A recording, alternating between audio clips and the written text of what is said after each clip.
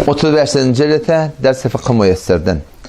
Nahmaduhu ve nusalli ala rasulihil kerim. Elhamdülillahi vel minnet dersimiz barıglı fıkhtan nefil namaz okuymaklık bir vaktları var. Son okuymalı bir vaktları var. Bir sürü vaktların üstüne görüne dikkatiyat ki şu taada nefil namaz okuymaklık doğrudur. Tekkilinci murada geldik. Derhengame tank budane vakt. Betori ki şahs azan biyimdaş ki eğer bir nefil meşgul şebat namazı farz az bir fut mi şebat. Vaktin dar oluptu. Sen şu taada nefil okuyusan, sünnetin okuyusan fardın elden gidecek. Şu taada hem malakim nefilin fardın terk etme olur. Az cümle neyme hamana ferazenli giyici günün yatık kalıptırsın.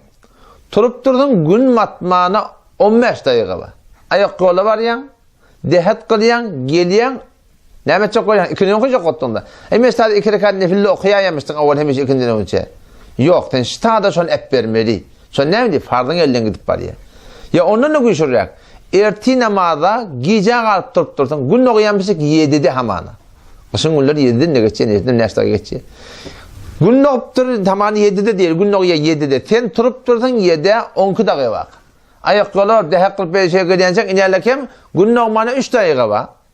Tene göre sünnetini okuydun, ne olacak? Fardın terk olacak denen, gün olacak da. Şu taada sen sünnetini terk etmekte ne mi? İzada var, fakat fardını okuymalı. Ondan sonra sünnetin kadası var mı? Ondan sonra sünnetin kadası yok. Şu suratında her vakitte dağdan diren bol fardını da verecek olsa, şu evnek sünneti ya nefli terk etmekte izada var. Dokullansın ne mi? İmit teyyar olsa deyiptir, eğer taraf hevara azıqıptı. Anırdan getir, azıq getir. Ne rapor getir. Bir radyo yok mu öyle deyip, şirin çaramazıq.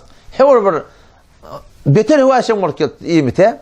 O şu suratında bana katı yüreğinde kaza heves olduğu ştada da var bir nefil okuymaklık, bırda etmeklik. Yani namaz okuymaklık neymiş ştada? İradı var. Sonra ne mi diyor? O sen kulle fikri şuna meşguldan. Sonra ne etmeli? Önce karnı doyurmalı. Ondan sonra namaz adına meşgul olmaklık gerek.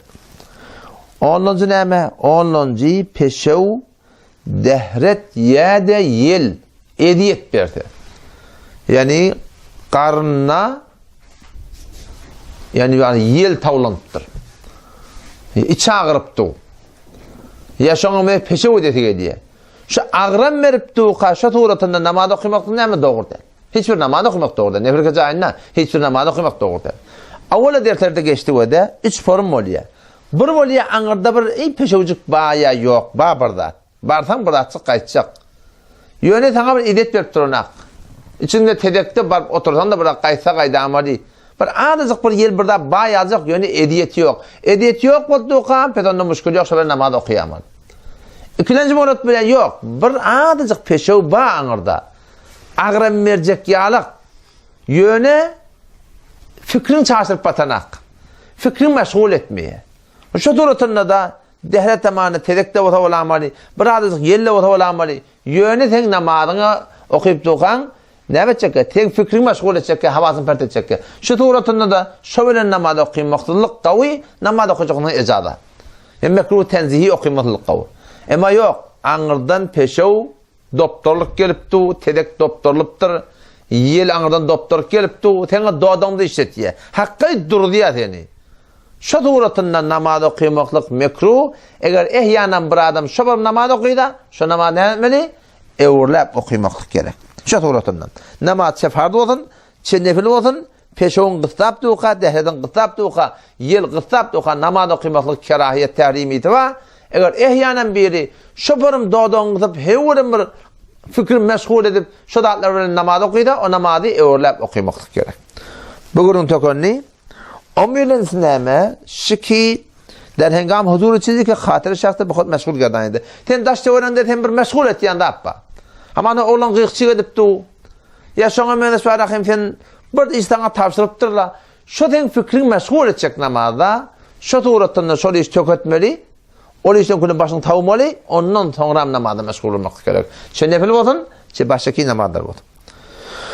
12 Allah Teala nasip etsin bunda görürüz.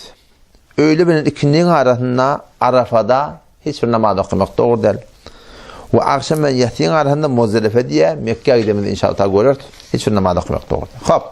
Bugünün tökönünü Dersimiz bardı adan bilen tekbirin hukmuna. Adan erkek adamlara farz namazlardan şimdi sünnet-i muakkede. Zenanalara adan da yok, tekbir de yok. Burada zenalar kada alacak kota adan çekmeliyen gurunda yok, tekbir etmeliyen gurunda yok. Belkol yok yani. Adan farz namazlardan şimdi sünnet-i muakkede erkek adamlardan şimdi şuparım tekbir etmeklikte da farz namazlardan şimdi ne mi? Bu da sünnet-i muakkede. Çeten malakim mukim olsun, yesince musafir olsun, çen namaz cemaat bilen okuyan olsun, ya bir öz olsun, ya şu turatını malakim namaz vakti olsun, şu vaktin öz namaz olsun, ya kada olsun fark etmiyor. Şunun hemmesinde tekbir etmeklik ne mi gerekli? Elbette musafirin hakkında, ulamaları başın hakkında başka fetva veriyorlar ki tekbirde aytmasızlıkta bu gonca ayış koyupturlar. Yani özüne adet vermeli. Her vaat her zamanla bir özümüz okuyaylı, musafir olaylı, mukim olaylı, şu suratında tekbiri etmini aytmalarını etmektik gerek. Evet, adanın usulüne musafiratta o da ayttan beter sokavken tamam şu daşça öğrekteki dağda, daşta, dümen her neyme bolsa açsamlardan etti kıyametin şular şahit olacak diye adan çeken adama. Ki Allah senin ulladı deyip. Şu suratında evet tokop bir havluk maçlık boda burada boda musafiratta adan çekmenin müşkül yok ama tekbir etmekliğe çından aladı etmektik gerek. Hop şu suratında. Ne bir gurunda var elbette bundan arada bir koyuydu ki eğer ehyanen bir adam kada alacak bolsa ne etmeli? Ona her okuyacak namazına avval adan edip sonra tekbir etmeli. Her namaz vaktına. Kavgısı şey. Yok bunu edip bilmeyecek o ne etmeli? Bir adan etmeli kalalarına tekbir etse de bol yaşa suratında kadahından var. Hop adanın kelimatını sadık getirtir. Allahu Ekber, Allahu Ekber. Adanı mezzum değil. Yani adanı Allahu Ekberu, Allahu Ekberu demeli. Şerreni sakın etmeli. Allahu Ekber, Allahu Ekber. Şerreden etmeli, sakın etmeli. Köplenişte bir yanlışlık var. Ondan sonra Eşhedü en la ilahe illallah demeli. Güven hak etti. İllallah deyip bazen şunu bu kurda galt yerleşi yanlış. Eşhedü enne Muhammeden Resulullah. Bu da şu turatında. Bazen beni görüyenler Resulullah diyorlar.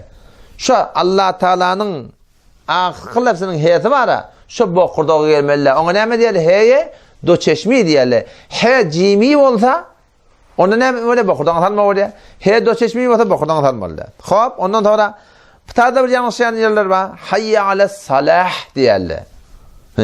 Hayye ale salah diyorlar. Yanlış şey. Hayyen başı doğru. Hayye ale salah demeli. Ahir hey bu kurdana getirmeliler. Hayye alel felah. Bu tane avvalda bu kurdan gelmeli. Ahirde bu kurdan gelmeli. Hayye alel felah demeli. Şu suratında sonra Allahu Ekber, Allahu Ekber, la ilahe illallah adanı suratına çekmektik gerek. Ondan sonra bir defa erti namazda hayye alel felah'ten sonra es-salatu hayrun minen nevm iktirab arttırmak gerek. Ne mi diyeyim? Namaz okudan gavdip şu tada gıyırmaklık gerek. Ondan sonra ne? Tekbirde en şu adan yalak. Hiçbir farkı yok, birçe farkı var.